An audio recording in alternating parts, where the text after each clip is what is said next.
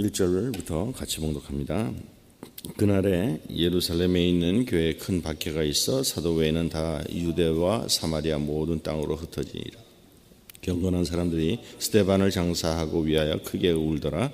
사울이 교회를 잔멸할세 각 집에 들어가 남녀를 끌어다가 옥에 넘기니라. 그 흩어진 사람들이 두루 다니며 복음의 말씀을 전할세.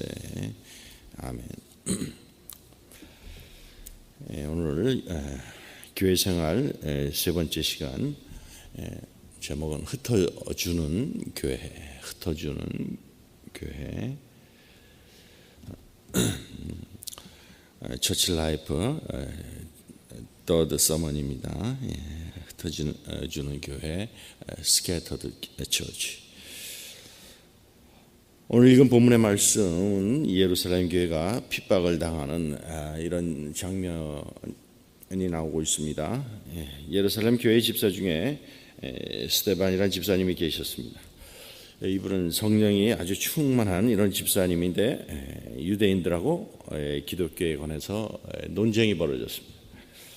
이때 유대인들이 말로는 도저히 스데반 집사님을 당할 수가 없으니까 그냥 혈기들이 나가지고 돌로 때려서 스데반을 죽여버리고 말았습니다.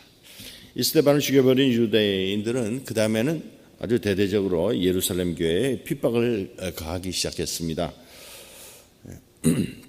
그래서 예루살렘 교회에 있던 많은 사람이 다 먼 곳으로 흩어지고, 본문 말씀 8장 1절에 보면 그날에 예루살렘에 있는 교회에 큰 박해가 있어 사도 외에는 다 유대와 사마리아 모든 땅으로 흩어지니라. 이 사도들밖에는 안 남았다고 그랬습니다.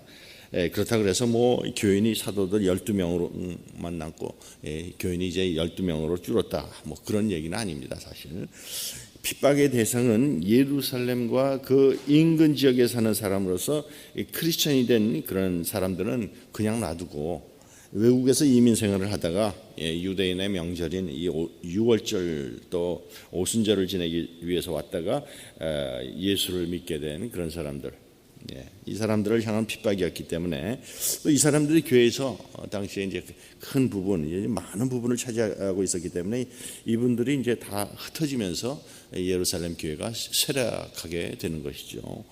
이 사건은 예루살렘 교회가 굉장히 부흥하는 교회였다가 몰락하는 교회가 되어버리는 아주 이 터닝 포인트가 되는 아주 결정적인 그런 이 사건이 됐습니다. 이 사건이 있기 전에는 예루살렘 교회는 정말 부흥하는 교회였죠. 우선은 이 지구상에 정말 최초로 세워진 교회였잖아요. 언제든지 이 최초라 하는 것은 특별한 의미가 있죠. 예루살렘 교회가 바로 이 지구에 세워진 첫 번째 교회입니다. 또 예루살렘 교회는 교회의 창립 멤버들이 쟁쟁하죠. 예수님의 사도들이 다 창립 멤버들이에요. 예수님하고 같이 직접 생활을 같이 했고 예수님의 가르침을 직접 귀로 들었고 예수님께서 능력 행하시는 걸 직접 눈으로 봤던 이 제자들이 창립한 교회예요. 예루살렘 교회는 또 극적으로 성장하는 급격한 그런 성장을 보였던 그런 교회죠. 오순절날 성령이 내리던 날에 베드로가 설교를 했을 때 교인이 3,000명이 됐다고 그랬어요. 120명 모이던 교회가 교인이 3,000명이 됐습니다. 사도행전 4장 4절에 보면 또 얼마 안 돼서 이 베드로가 성전 앞에 가가지고 이 거지 노릇을 하던 이 안전뱅이를 고치는 이 사건을 통해서 장정만 5,000명이 됐다고 그랬어요. 며칠 안 돼가지고 교회가 장정만 5,000이라고 했으니까 여자들 아이들 다 합치면 10,000명이 넘는 그런 교회가 됐어요. 4장 4절에 그러잖아요. 말씀을 듣는 사람 중에 믿는 자가 많으니 남자의 수가 약 5,000이나 되었더라. 이렇게 예루살렘 교회는 급성장했던 교회예요. 또 예루살렘 교회는 능력이 나오던 그런 교회였습니다. 어느 정도로 능력이 나왔느냐? 사도행전 5장 14장에서 16절에 보면은 믿고 주께로 나오는 자가 더 많으니 남녀의 큰 무리더라. 심지어 병든 사람을 메고 거리에 나가 침대와 요 위에 누이고 베드로가 지날 때 혹 그의 그림자라도 누구에게 덮일까 바라고 예루살렘 부근에 수많은 사람들도 모여 병든 사람과 더러운 귀신에게 괴로움을 받는 사람을 데리고 와서 다 나음을 얻으니라. 이렇게 능력이 역사하는 그런 교회였습니다. 그러니까 이 교회는 또 뭐 존경받는 교회일 수밖에 없었어요. 사도행전 5장 13절에 보면 그 나머지는 감히 그들과 상종하는 사람이 없으나 백성이 칭송하더라. 그러니까 그때 이 교회에 어떤 부부가 있었는데, 구체적으로는 아나니아와 삽비라 부부. 자기가 집을 팔아가지고 전액을 교회에 바치겠습니다 이러고서는 한 절반밖에 바치지 않으면서 아예 처음부터 절반을 바치겠습니다 그랬으면 뭐 상관이 없었을 텐데, 이거를 다 바칩니다 그랬다가 그냥 그 자리에서 둘 다 즉사를 하는 그런 사건이 일어나잖아요. 이런 소문이 펴지면서 이 상종하는 사람이 없으니 이 교회는 이거 아무나 갈 데가 아니구나, 이렇게 두려움이 있으면서 오히려 백성들이 칭송을 하더라. 지금 세상 사람들한테 솔직히 웃음거리가 되어 있는 오늘의 우리들의 교회 모습, 교회에 나오기 위해서는 간신히 끌어야지만 겨우 나오는 이런 모습하고는 아주 다른 칭송받는 그런 교회였어요. 그런데 이런 교회가 지금 대대적인 이 핍박을 통해서 아주 쑥밭이 되고 말았어요. 이 사건이 있은 다음에 사도행전을 보면 예루살렘 교회에서는 이 신나는 일들이 안 일어나요. 그 다음부터는 예루살렘 교회는 그냥 오소독스하다, 우리가 뭐 정통성 뭐 이런 거 주장하다가 새로운 교회가 성장하는 것을 방해하는 그런 교회가 되고 말아요. 정통을 주장하면서 신앙생활 잘 해보려고 하는 사람들한테 이런 거침돌이 되는 그런 교회가 되고 만단 말이에요. 이 핍박의 사건 다음에는 이 예루살렘 교회는 경제적으로도 어려워져요. 경제적으로도 어려워서 남의 도움을 받아야 되는 그런 교회가 되고 말았어요. 지금 일어난 이 핍박의 사건은 예루살렘 교회한테 아주 결정적인 그런 사건이 된 것이죠. 그런데 참 이상하죠. 우리 하나님께서, 우리 그리스도께서 말이에요, 제일 먼저 세운 이런 초대교회가 어떻게 이렇게 몰락하도록 그냥 놔둘 수가 있을까? 오히려 도울 수가 있을까? 또 한 가지 이상한 것은 이 그리스도의 교회는 핍박 가운데 크게 되어 있거든요. 겉만 왕성한 교회가 핍박 가운데서 이렇게 쓰러지는 거지, 정말 살아있는 교회는 핍박을 받으면 받을수록 커지는 것이 정말 우리 교회의 특징인데, 예루살렘 교회는 왜 이런 핍박 가운데 쑥밭이 되고 말았냐? 저는 이유가 있다고 생각해요. 그 이유는 하나님께서 이 핍박을 보내셨다고 생각해요.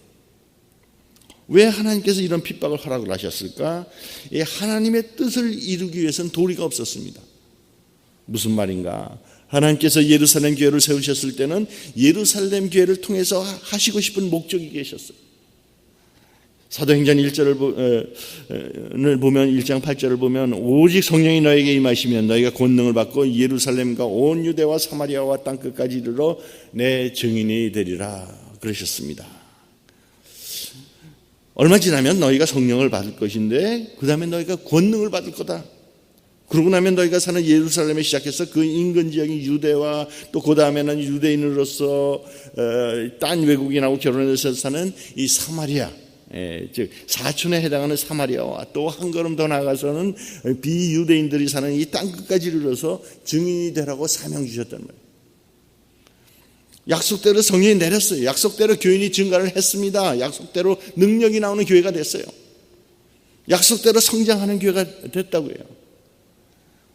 사도행전에 보면은 예루살렘 교회가 이제는 우리가 성장했으니까 사마리아와 땅끝까지 이르러 증인이 되어야 되지 않겠냐? 이런 의논한 흔적이 없어요. 자기들의 교회 성장을 즐기고 있었습니다. 하나님께서 하나님의 뜻을 이루기 위해서는 그걸 흩어놓지 않으실 수가 없었던 것이죠. 흩어놓기 위해서 하나님께서 핍박을 허락을 하셨어요. 다시 한번 본문으로 돌아갑니다. 사도행전 8장 1절에 보면, 그날에 예루살렘에 있는 교회에 큰 박해가 있어 사도 외에는 다 뭐라 그랬습니까? 유대와 사마리아 모든 땅으로 흩어지니라. 안 가니까 하나님께서 다 흩어서 보내시는 거예요. 4절에 보면 그 흩어진 사람들이 두루 다니며 복음의 말씀을 전했어요. 하나님께서 예루살렘 교회에게 유대와 사마리아 땅끝까지 이르러 복음을 전하라고 하셨는데 하질 않으니까 흩어놓으셔서 할 수 없이라도 이 사마리아에 가서 땅끝까지 가서 복음을 전하지 않을 수 없게 만드는 것입니다. 여러분, 하나님께서는 이러신 분이세요. 하나님께서 우리에게 축복 주셨을 때는 이 축복을 우리가 간직하고 즐길 뿐만이 아니고 이걸 흩어주기를 원하시는 것이 하나님의 뜻이다. 우리에게 물질적인 축복을 주신 이유가 뭐냐? 이 물질을 가지고 주님을 섬기고 이웃을 섬기라고 물질적인 축복을 주십니다. 우리에게 건강 주시는 이유도 이 건강을 가지고 주님을 섬기고 이웃을 도우라고 이 건강을 주시는 거예요. 우리에게 명예를 주시고 높은 자리에 올려주시는 이유도 우리에게 이 주신 명예와 이 영향력을 사용해서 주님의 일을 하고 이웃에게 좋은 영향을 미치라. 그래서 그런 걸 주신 거예요. 우리가 이걸 잊어버릴 때는 하나님께서는 다 흩어버리셔요. 저는 우리 주위에서 종종 경제적으로 대단히 어려워서 하나님께서 기도해서 하나님께 정말 열심히 기도해가지고 정말 물질적인 축복을 풍성히 받는 분들을 봅니다. 하나님께 매달리면서 하나님 저에게 물질적인 축복을 주시면 제가 이 물질적인 축복을 가지고 한번 주님의 사역을 위해서 잘 써보겠습니다. 그래서 믿음대로 이 비즈니스가 크게 성장을 해요. 그런데 그 다음에 이 첫 번에 약속을 지키는 분들 별로 못 봤어요. 좀 시간이 지나면 11조도 이제 안 하게 되고 그 다음에 조금 더 시간이 지나면 그 다음에 교회도 안 나오고 뭐 그러다가 하나님께서 그 물질의 축복을 다 걷어가신 것을 많이 보게 됩니다. 왜 그래요?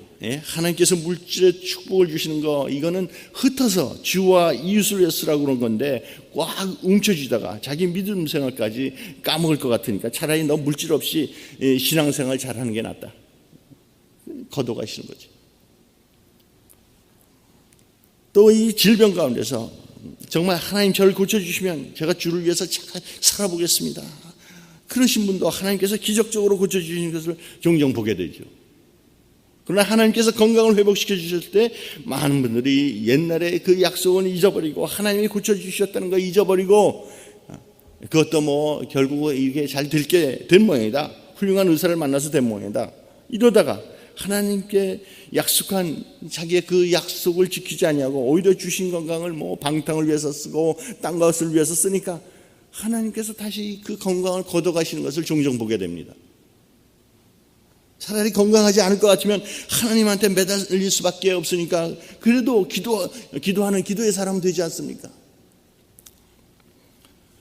우리 교회도 마찬가지죠. 하나님께서 교회를 부흥시켜 주는 것은 부흥돼서 교인이 늘어났을 때 그 인력 자원을 써서 또 헌금이 많이 들어올 때 이 물질적인 자원을 써서 그걸 흩어주고 도와주라고 주시는 거죠.